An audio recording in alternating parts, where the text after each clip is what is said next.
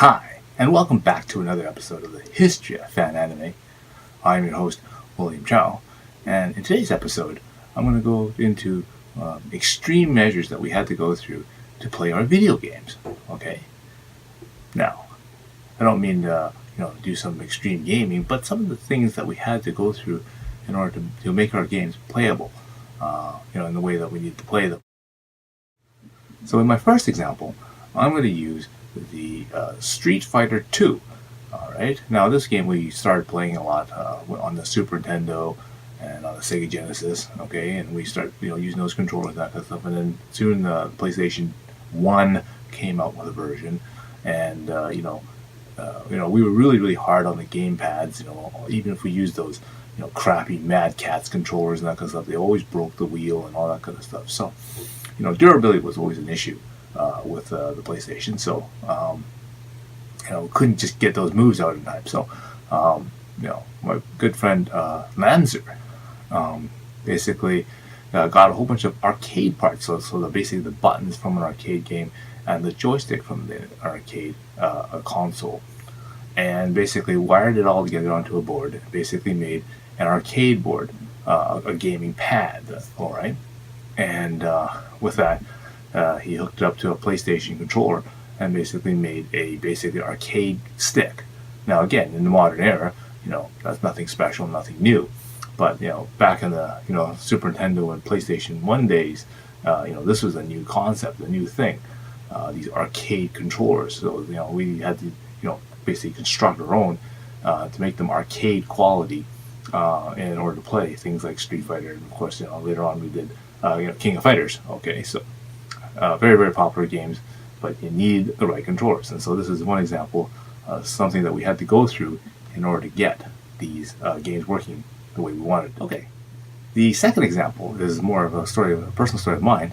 Is one of the favorite games that I like to play during the music era was Drummania. Okay, now whether other people were playing the DDR and of course later on I got the Power machine. But again, one of the musical instrument games I really got into was the drums. Wasn't so good the guitar or the keyboard, but the drums was the big thing for me. So, reading the side of the Drummania arcade board, it has some small writing that says powered by the Yamaha DTX2. So I thought, okay, and the internet was it was going. I mean, there was eBay and there was light thirst, things of Google, was the information was sparse. But I found out that the inside of this machine is powered by a DTX2, which is an actual real drum controller. Okay, so I went on eBay, did a little bit of search. It is an older machine, okay, because at the time the DTX Extreme was the new machine, but they still had them. Some guy in Germany on eBay I had a DTX2 for sale for about $200 US. So I said, what the heck? I mean, I didn't really know what I was doing, but according to what I read, it seems to be that's what it is. So let's get it in and let's see what happens. Okay, so I got this machine in. Okay, this is what it looks like basically. It allows you to basically plug in your drum triggers and that kind of stuff on the back of it, and then basically using the MIDI controller, output that out using the MIDI. Okay, so something like that. Okay, so I basically got this thing in, did some pre-wiring, and I figured, okay, well, how the heck am I supposed to hook this up? Well, most PlayStation 2 things hook up through the USB, so hop over to Tom Lee Music there and pick up a USB to MIDI adapter. Okay, so that basically allows me to convert from this DTX unit to the front of the PlayStation 2. And then with a little bit of testing, we figured out, okay, it does work, and I read up on some things that how people were using what they refer to as the Remo practice pad, which is basically a drum pad which you use to practice your drumming and your technique. But people figured out that you can put micro sensors, piezo sensors into them, and then basically use them to work like a drum trigger or an actual drum pad. So with that, I was able to go to Radio Shack, buy some micro, piezo speakers and that kind of stuff, wire them in, get some, RCA jacks and some quarter-inch connectors, and plugged them into the back of this machine and got it actually working. So hey, I got some drum pads that actually work.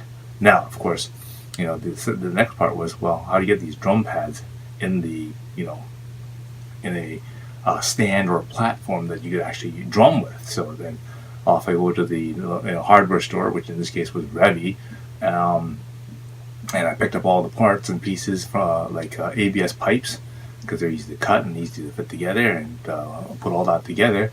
And you'll go to my website, and I have a spot where I show all the different assembly and all the different parts I used to build this thing. But basically, for around $100, I was able to build a MIDI compatible drum set, which actually connects to the drum set, this drum mixer, and then again, hooks up to the PlayStation and allows you to play the game. So yes, this is my another extreme example of how to get all that together. And of course, nowadays you can buy a Rock Band for under $100, so that was the modern version. But of course, back then we didn't have that ability to do so. So this is some of the things that we had to do in order to get that. Okay, my third example I'm going to give is for a more modern game, Pokemon Go. Now, again, in the early days when we first started playing the game, everyone's just running around with their basically cell phone and trying to catch things and whatnot. But of course, with the evolution of the game, with the changes in the gym system, and of course the new treasure to chase after is the raid boss. The need for more players, and of course, with the dwindling numbers of players of Pokemon Go, due to the fact that people are reaching level 40, we're getting a lot more casual players, and what we refer to now as smart casual players.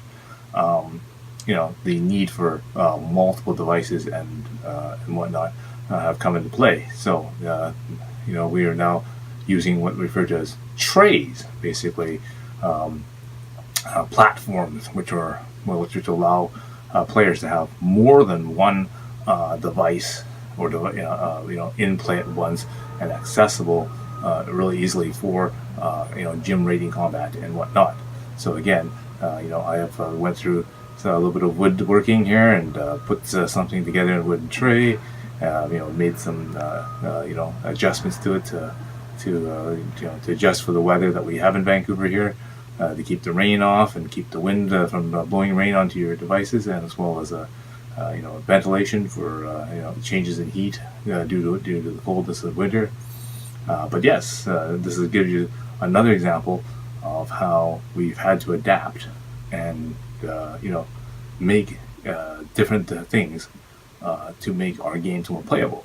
Now, of course, I'm sure the manufacturers have never thought that you would need to go to this extreme, but sometimes anime fans have to think outside the box in order to do things. Okay, so what you want to do is you want to hit subscribe, and you want to hit like from below, and that way when new episodes come out to you, you'll be notified, and then you won't be able to miss any episodes when you get that. Okay, so until next time, see you again.